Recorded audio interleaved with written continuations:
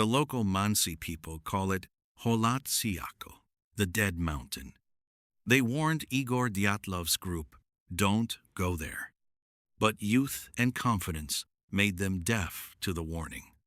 It was the last mistake they would ever make. Because when darkness fell on February 1st, 1959, what hunted them wasn't a wild beast, nor an escaped prisoner. It was an invisible nightmare. If you think you know survival, watch this closely, because sometimes a map doesn't just show the way, it leads you straight into a trap. Take a good look at this photograph. Frozen in black and white are faces of youth bursting with life. They were students and alumni of the prestigious Ural Polytechnic Institute. They weren't amateurs. They were the elite. Their goal? To achieve Grade 3 certification, the highest difficulty in mountaineering at the time. Leading them was Igor Dyatlov, 23 years old. Intelligent, decisive, a born leader. They trusted him with their lives. But in this tight-knit group, there was an outlier, Semyon Zolotaryov. He was 37, significantly older than the others. A World War II veteran with strange tattoos and gold teeth. No one in the group really knew who he was. He joined at the very last minute. Why would a war-hardened veteran want to hike with a group of college students? That is the first question of this case. On January 23, 1959, they boarded the train leaving Sverdlovsk. 10 people left, but fate had already chosen one survivor to tell the tale. Yuri Yudin. By January 28th, Yudin's leg was in agony. He couldn't go on. The moment they said goodbye at the Vishay settlement was the last time Yudin saw his friends alive. Igor told him, "We will send a telegram as soon as we return, around February 12th, but it might be later." 4. Yudin turned back toward life. The other 9 turned their backs and walked straight toward death.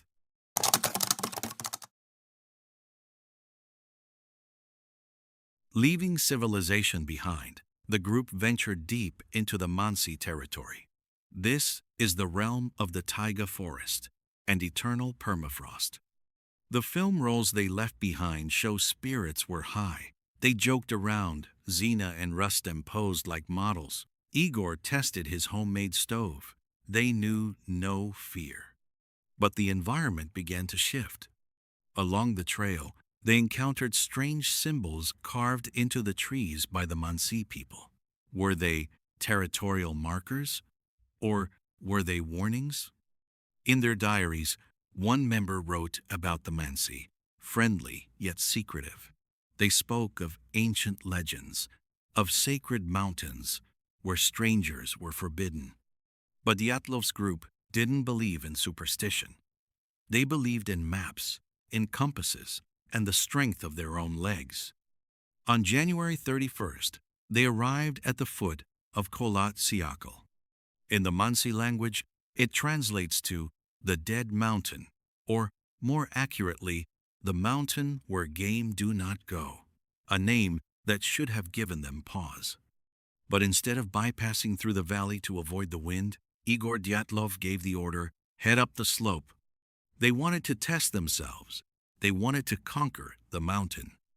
And the mountain, it accepted the challenge.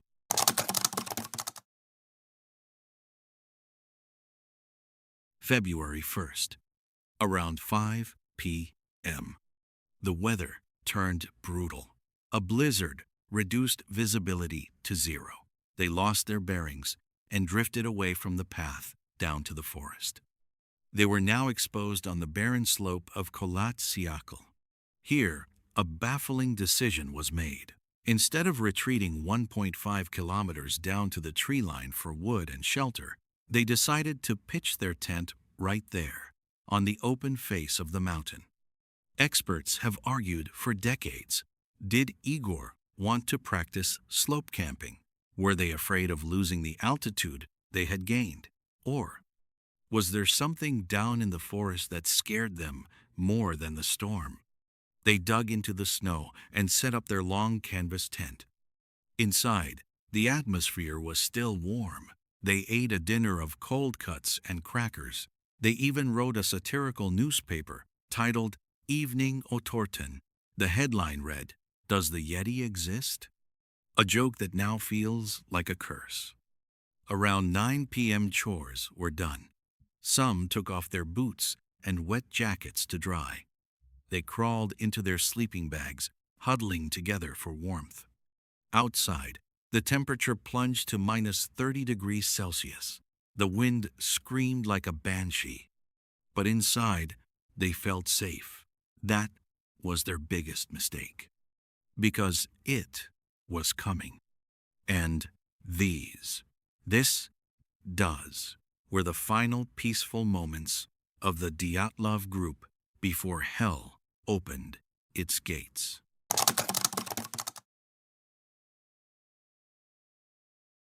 February 12th came and went. No telegram arrived from Vizhai. At first, everyone assumed the group was delayed by weather, a common occurrence in these mountains. But then, the 15th passed. Then, the 16th. The silence on the radio became deafening. Families began to panic. They sent letters to the Polytechnic Institute, to the party officials, demanding the military intervene. On February 20th, the largest search and rescue operation in the history of the Sverdlovsk region was launched. Thousands of people, from student volunteers and police to the army and helicopters, scoured the area. They searched in vain for 6 days, until February 26th. A pilot spotted a tiny black speck amidst the endless sea of white on the slopes of Kholat Syakhl. The ground rescue team approached the coordinates. Mikhail Sharavin, a student volunteer, was the first to see it. The tent. It was half collapsed and covered in snow. But the terrifying part wasn't the ruin. It was the emptiness. No one was there. Sharavin picked up an ice axe lying next to the tent and shouted, "Where are they?" The answer lay in the footprints leading down into the abyss.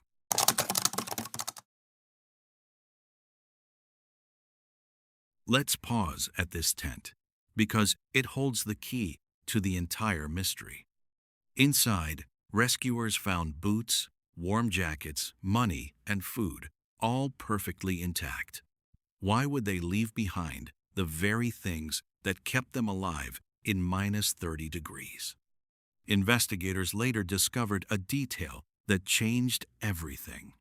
The tent wasn't torn by wind or wild beasts from the outside. It was cut from the inside. The slash marks were decisive. They were so panicked they couldn't even unzip the entrance. They needed to get out, right now. But here is the glitch. If you are fleeing from a bear or an explosion, you run chaotically, right? But no. Under the flashlights of the rescue team, 8 or 9 sets of footprints emerged in the snow. They were walking. Not running, not scattered. They walked parallel to each other, calmly moving down the slope toward the tree line. Some were wearing only socks. Some had one shoe on. Some were barefoot. What could possibly make 9 experienced hikers abandon their boots, slash their tent, yet walk calmly to their deaths?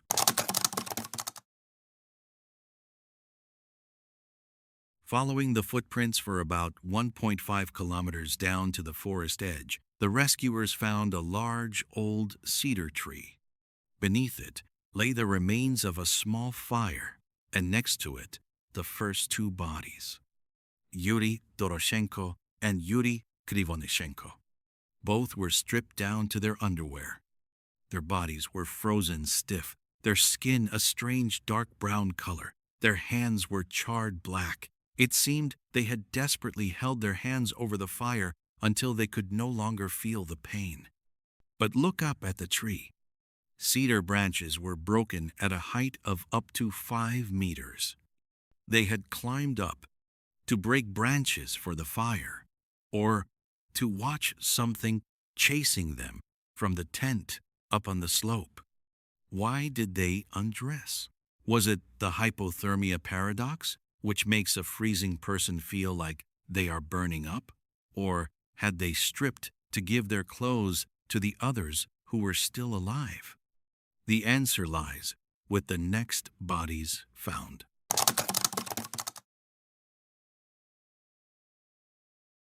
Between the cedar tree and the tent, the team found 3 more. The leader, Igor Dyatlov, Zina Kolmogorova, and Rustem Slobodin. Their positions told the whole story, heads pointing toward the tent. They weren't fleeing, they were trying to return. Dyatlov lay on his back, clutching a birch branch, as if trying to pull himself up one last time. Zina, the strongest girl in the group, was found closest to the tent. Her face still held a look of terror. But Rustem Slobodin was the strangest case. He was found face down, and the autopsy revealed a 1/7 centimeter fracture in his skull. This crack wasn't immediately fatal, but it showed he had been struck by a powerful force or had fallen and hit his head on a rock. Despite the injury, he still crawled toward the tent. They fought to their last breath to retrieve their sleeping bags, but the ruthless blizzard won. 5 bodies found. But where were the other 4?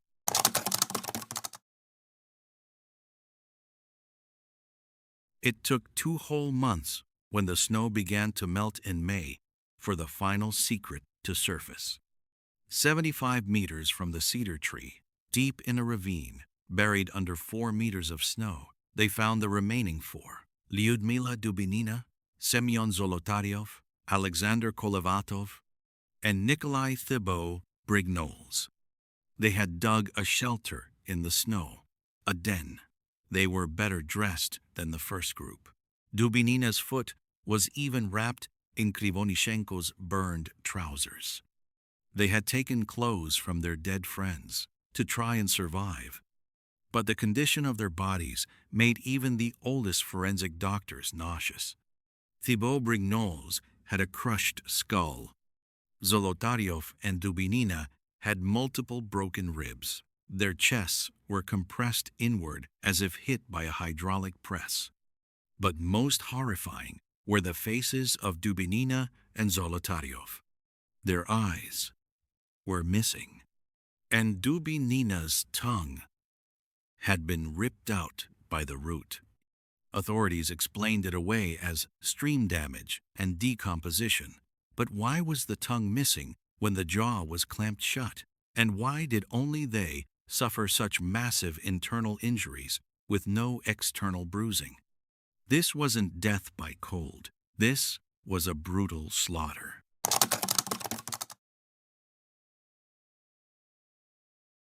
Dr. Boris Vozrozhdeny, the forensic pathologist, was the man who looked death in the face. He wrote in his report, "The force of the damage to Dubinina and Zolotaryov was equal to that of a high-speed car crash." But here is the anomaly. There were no external scratches or bruises to match such trauma. It was as if they had been crushed by a giant hand, squeezing them from inside their heavy winter coats. And then the skin color. At the open casket funerals, family members noticed the bodies were a deep orange or brown. Their hair had turned completely gray. Authorities claimed it was just sun and wind burn, but seasoned mountaineers argued that sunburn doesn't turn a corpse orange. The most terrifying clue, however, lay in the clothes of Krivonischenko and Dubinina. When a Geiger counter was brought close, the needle spiked. Beta radiation was found on their sweaters. Why would a group of students on a hiking trip be radioactive, unless they had wandered into a forbidden military testing zone?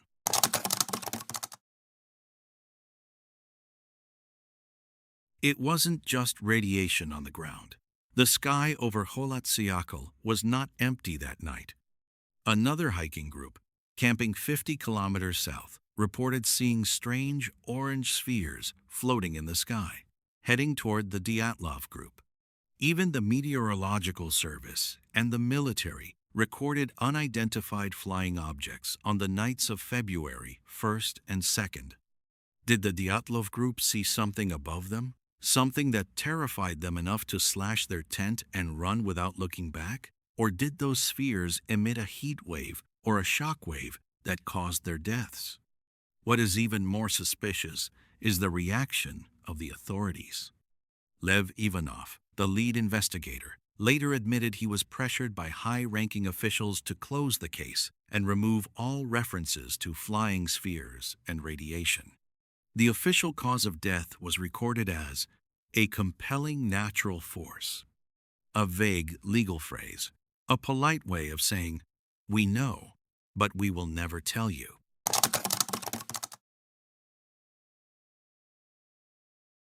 For over 60 years, hundreds of theories have been proposed. Let's strip away the impossible and focus on the three main suspects. 1. The slab avalanche.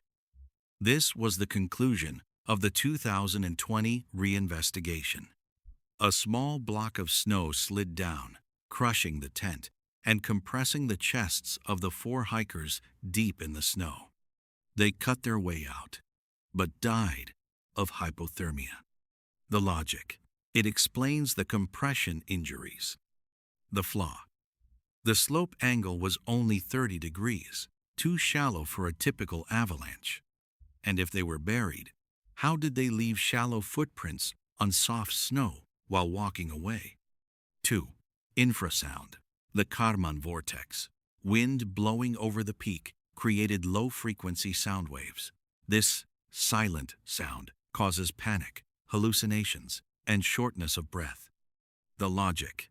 It explains the irrational behavior and the desperate escape. The flaw. It doesn't explain the massive physical trauma or the radiation. 3. Military testing. A failed rocket or a parachute mine detonated mid-air.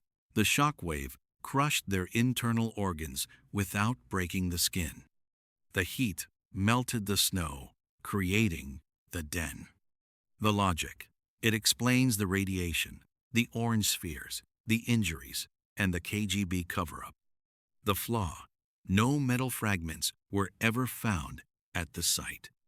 Every theory holds a piece of the truth, but none completes the puzzle.